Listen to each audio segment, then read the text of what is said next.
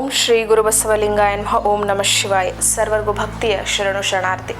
ನಾನು ನಿಮ್ಮ ಯೋಗ ಗುರು ಶ್ರೀಮತಿ ಜ್ಯೋತಿ ವೈದ್ಯ ಶ್ರೀ ಚನ್ನಬಸವಣ್ಣ, ಶ್ರೀ ಗಂಗಾ ಯೋಗ ನಿಸರ್ಗ ಚಿಕಿತ್ಸಾ ಹಾಗೂ ಆಯುರ್ವೇದ ಸಂಶೋಧನಾ ಕೇಂದ್ರ, ಹುಬ್ಬಳ್ಳಿ, ಧಾರವಾಡ ಹಾಗೂ ಬೆಂಗಳೂರು.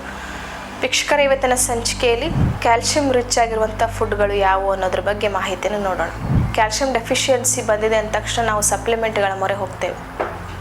ಅದರ ಬದಲಾಗಿ ನಾವು ಪ್ರತಿನಿತ್ಯ ಸೇವಿಸುವಂಥ ಆಹಾರದಲ್ಲಿ ಹಾಗೂ ನಮ್ಮ ಒಂದು ಅನುಕೂಲಕ್ಕೆ ತಕ್ಕನ ಹಾಗೆ ಸಿಗುವಂಥ ಆಹಾರ ಪದಾರ್ಥಗಳಲ್ಲಿ ಹೇಗೆ ನಾವು ಕ್ಯಾಲ್ಸಿಯಮನ್ನು ಹೆಚ್ಚು ಮಾಡ್ಕೋಬೋದು, ಈ ಡೆಫಿಷಿಯನ್ಸಿಯಿಂದ ನಾವು ಪಾರಾಗಬಹುದು ಅನ್ನೋದನ್ನು ನಾವು ತಿಳ್ಕೊಳ್ಬೇಕು.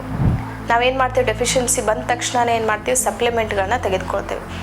ಅತಿ ಹೆಚ್ಚು ಸಪ್ಲಿಮೆಂಟ್ಗಳನ್ನ ತೆಗೆದುಕೊಳ್ಳೋದ್ರಿಂದ ಏನಾಗ್ತದೆ, ಒಬೆಸಿಟಿಯ ಸಮಸ್ಯೆ ಬರ್ತದೆ, ಬೊಜ್ಜು ಸೃಷ್ಟಿಯಾಗ್ತದೆ. ಹೀಗಾಗಿ ಸಪ್ಲಿಮೆಂಟ್ಗಳನ್ನು ತೆಗೆದುಕೊಳ್ಳೋಕ್ಕಿಂತ ಮುಂಚಿತವಾಗಿ ಏನು ಮಾಡಬೇಕು, ಈ ಎಲ್ಲ ಹೋಮ್ ರೆಮಿಡಿಗಳನ್ನು, ಮನೆಯಲ್ಲೇ ಸಿಗುವಂತಹ ಕ್ಯಾಲ್ಸಿಯಂ ರಿಚ್ ಫುಡ್ಗಳನ್ನು ತೆಗೆದುಕೊಳ್ಳೋದ್ರಿಂದ ನಿಮ್ಮ ಈ ಕ್ಯಾಲ್ಸಿಯಂನ ಡೆಫಿಷಿಯನ್ಸಿ ಸಮಸ್ಯೆನ ಕಡಿಮೆ ಮಾಡ್ಕೊಳ್ಬೋದು. ಹಾಗಾದರೆ ಕ್ಯಾಲ್ಸಿಯಂ ಡೆಫಿಷಿಯನ್ಸಿ ಬಂದಿದೆ ಅಂತ ಹೇಗೆ ಗೊತ್ತಾಗ್ತದೆ? ಮೊದಲನೇದಾಗಿ ಒಂದು ಮಾನಸಿಕ ಒತ್ತಡ ಆಗುವಂಥದ್ದು, ಮನಸ್ಥಿತಿ ಸರಿ ಇರೋದಿಲ್ಲ, ಡಿಪ್ರೆಷನ್ನು, ಟೆನ್ಷನ್ನು, ಈ ರೀತಿ ಒಂದು ಲಕ್ಷಣಗಳು ಕಾಣಿಸ್ತದೆ. ಇನ್ನು ಕ್ಯಾಲ್ಸಿಯಂ ಡೆಫಿಷಿಯನ್ಸಿ ಬಂತು ಅಂತ ಹೇಳಿದ್ರೆ ಕೂದಲು ಮತ್ತು ಚರ್ಮದಲ್ಲಿ ವ್ಯತ್ಯಾಸ ಕಾಣಿಸುವಂಥದ್ದು, ಉಗುರುಗಳು ಮುರಿದುಕೊಳ್ಳುವಂಥದ್ದು, ಬೆಳಗ್ಗೆ ಕಾಣಿಸುವಂಥದ್ದು, ಈಗೆಲ್ಲ ಕಾಣಿಸ್ಲಿಕ್ಕೆ ಶುರು ಆಗ್ತದೆ. ಮಸಲ್ಸಲ್ಲಿ ಪೇನ್ ಬರುವಂಥದ್ದು, ಪದೇ ಪದೇ ಎಲುಬುಗಳಲ್ಲಿ ನೋವು ಬರುವಂಥದ್ದು, ಚಿಕ್ಕ ಪುಟ್ಟ ಬಿದ್ದವಾಗ ಏನಾದರೂ ಮಾಡಿಕೊಂಡವಾಗ ಸಡನ್ನಾಗಿ ಎಲುಬು ಮುರಿಯುವಂಥದ್ದು, ಕ್ರ್ಯಾಕ್ಗಳಾಗುವಂಥದ್ದು, ಅಂದರೆ ಚಿಕ್ಕ ಪುಟ್ಟದಕ್ಕೆ ಅದಷ್ಟೊಂದು ಪೆಟ್ಟು ಬಿದ್ದಿರೋದಿಲ್ಲ, ಆದರೂ ಕೂಡ ಏನಾಗ್ತದೆ, ಮಸಲ್ಸಿಗೆ ನೋವಾಗುವಂಥದ್ದು, ಒಳಗಡೆ ಮೂಳೆಗಳಿಗೆ ಪೆಟ್ಟಾಗುವಂಥದ್ದು, ಮೂಳೆಗಳಲ್ಲಿ ಬಿರುಕು ಬಿಟ್ಕೊಳ್ಳುವಂಥದ್ದು, ಇಂಥ ಸಮಸ್ಯೆಗಳು ಕಾಣಿಸ್ಕೊಳ್ತದೆ. ಯಾಕಂತ ಹೇಳಿದ್ರೆ ಅಲ್ಲಿ ಶಕ್ತಿ ಇಲ್ಲದೆ ಇರೋ ಕಾರಣ, ಡೆಫಿಷಿಯನ್ಸಿ ಇಲ್ಲದೆ ಇರುವಂತಹ ಕಾರಣದಿಂದ ಏನಾಗ್ತದೆ, ಚಿಕ್ಕ ಪುಟ್ಟ ಬಿದ್ದವಾಗ ಗಾಯಗಳಾದಾಗ ಅದು ತುಂಬ ದೊಡ್ಡ ಪ್ರಮಾಣದ ಪರಿಣಾಮವನ್ನು ತೋರಿಸ್ತದೆ. ಹೀಗಾಗಿ ಇಂಥ ಸಿಂಟಮ್ಸ್ಗಳು ಕಂಡು ಬಂದಾವಾಗ ನೀವೇನು ಮಾಡಬೇಕು, ಕ್ಯಾಲ್ಸಿಯಂ ಡೆಫಿಷಿಯನ್ಸಿ ಇದೆಯಾ ಅಂತ ಒಂದ್ಸರಿ ಚೆಕ್ ಮಾಡಿಸ್ಬೇಕು. ಈಗ ಆಲ್ರೆಡಿ ನಿಮಗೆ ಕ್ಯಾಲ್ಸಿಯಂ ಡೆಫಿಷಿಯನ್ಸಿ ಇದೆ ಅಂತ ನಿಮಗೆ ಗೊತ್ತಾಗಿದ್ದರೆ ನೀವೇನು ಮಾಡಬೇಕು, ನಾನು ಹೇಳುವಂಥ ಈ ಆಹಾರ ಪದಾರ್ಥಗಳನ್ನು ಒಮ್ಮೆ ಟ್ರೈ ಮಾಡಿ ನೋಡಬೇಕು, ಯಾವುದೆಲ್ಲ ಅಂತ ನೋಡಿ. ಮೊದಲನೇದಾಗಿ ಅಂಜೂರ ಹಣ್ಣಿನಲ್ಲಿ ಏನಿದೆ, ಕ್ಯಾಲ್ಸಿಯಮ್ಮು ಇದೆ ಮತ್ತು ಐರನ್ನೂ ಇದೆ.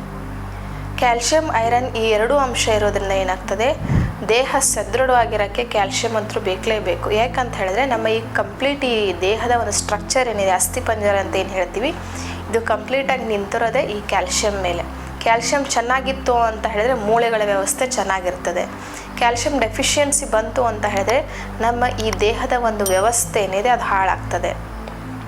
ಮೂಳೆಗಳಲ್ಲಿ ಡೆನ್ಸಿಟಿ ಕಡಿಮೆ ಆಯಿತು, ಮೂಳೆಗಳಲ್ಲಿ ಶಕ್ತಿ ಕಡಿಮೆ ಆಯಿತು ಅಂತ ಹೇಳಿದ್ರೆ ಹಲವಾರು ಕಾಯಿಲೆಗಳು ಬರಲಿಕ್ಕೆ ಶುರು ಮಾಡ್ತದೆ. ಹೀಗಾಗಿ ಏನಾಗ್ತದೆ, ಕೆಲವೊಬ್ಬರಿಗೆ ಮೊಣಕಾಲು ನೋವು, ಮೊಣಕೈ ನೋವು, ಕೀಲುಗಳ ನೋವು ಬರುವಂಥದ್ದು, ಇನ್ನು ಪದೇ ಪದೇ ಕೈಕಾಲು ಮುರ್ಕೊಳ್ಳುವಂಥ ಸಮಸ್ಯೆ ಆಗ್ತದೆ. ಅದರ ಜೊತೆ ಏನಾಗ್ತದೆ, ಕೆಲವೊಬ್ಬರಿಗೆ ಬೆನ್ನು ಬಾಗ್ತದೆ ಡೆನ್ಸಿಟಿಯಲ್ಲಿ ಸಮಸ್ಯೆಯಾಗಿ. ಹೀಗೆ ಹಲವಾರು ರೀತಿಯ ಸಮಸ್ಯೆಗಳು ಕಾಣಿಸ್ಕೊಳ್ಳಿಕ್ಕೆ ಶುರು ಮಾಡ್ತದೆ.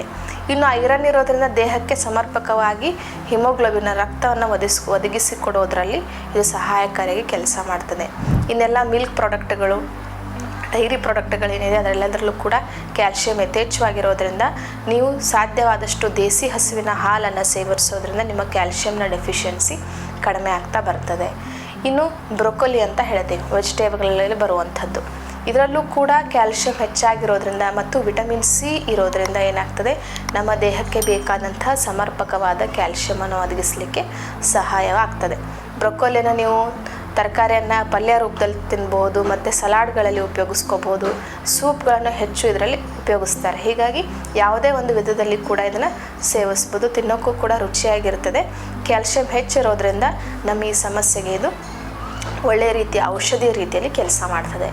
ಇನ್ನು ಪ್ರಮುಖವಾಗಿ ಕಮಲದ ಬೀಜ, ಮಕ್ಕನ್ ಅಂತ ಹೇಳ್ತೀವಿ, ಲೋಟಸ್ ಸೀಡ್ಸ್ ಅಂತ ಹೇಳ್ತೀವಿ, ಇದರಲ್ಲಿ ಕೂಡ ಯಥೇಚ್ಛವಾಗಿ ಒಂದು ಕ್ಯಾಲ್ಸಿಯಂನ ಅಂಶ ಇರೋದ್ರಿಂದ, ಪ್ರೋಟೀನ್ ಇರೋದ್ರಿಂದ ಏನಾಗ್ತದೆ, ದೇಹಕ್ಕೆ ಸಮರ್ಪಕವಾದ ಶಕ್ತಿಯನ್ನು ಒದಗಿಸೋದರ ಜೊತೆಗೆ ಮೂಳೆಗಳಿಗೆ ಶಕ್ತಿಯನ್ನು ತುಂಬುವಂಥ ಕೆಲಸ ಮಾಡ್ತದೆ, ಮಸಲ್ಸ್ಗೆ ಶಕ್ತಿಯನ್ನು ತುಂಬುವಂಥ ಕೆಲಸ ಮಾಡ್ತದೆ. ಕ್ಯಾಲ್ಸಿಯಂ ಡೆಫಿಷಿಯನ್ಸಿ ಬಂತು ಅಂತ ಹೇಳಿದ್ರೆ ಪದೇ ಪದೇ ಈ ಮಸಲ್ಸ್ ಕ್ರ್ಯಾಂಪ್ ಆಗುವಂಥ ಸಮಸ್ಯೆ ಕಾಣಿಸ್ಕೊಳ್ತದೆ.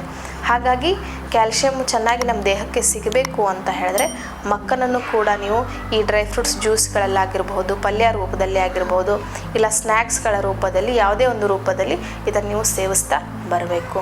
ಇನ್ನು ಬಾದಾಮಿ ಅಂತೂ ಎಲ್ಲರಿಗೂ ಒಂದು ಒಳ್ಳೆಯ ರೀತಿ ಕೆಲಸ ಮಾಡ್ತದೆ. ಹೇಗೆ ಅಂತ ಹೇಳಿದ್ರೆ ಚಿಕ್ಕ ಮಕ್ಕಳಿಂದ ಹಿಡಿದು ವೃದ್ಧರವರೆಗೂ ಯಾರು ಬೇಕಾದರೂ ಸೇವಿಸಬಹುದು. ಬಾದಾಮಿನ ನೆನೆಸಿಟ್ಟು ಸೇವಿಸೋದ್ರಿಂದ ನಿಮಗೇನಾಗ್ತದೆ, ಅದರಲ್ಲಿಂಥ ಕ್ಯಾಲ್ಶಿಯಂ ಸಿಗ್ತದೆ.